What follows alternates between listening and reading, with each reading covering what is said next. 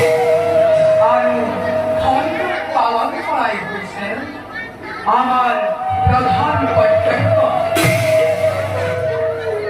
আৰ্ত জিজ্ঞাস অধাৰ্থী আৰু জ্ঞানী তিৰুকৰ বিৰাজমান এই চাৰিমুখ ভক্ত তেওঁলোকৰ প্ৰাৰ্থনা কৰি সময়ে সময়ে আমি কৰিছোঁ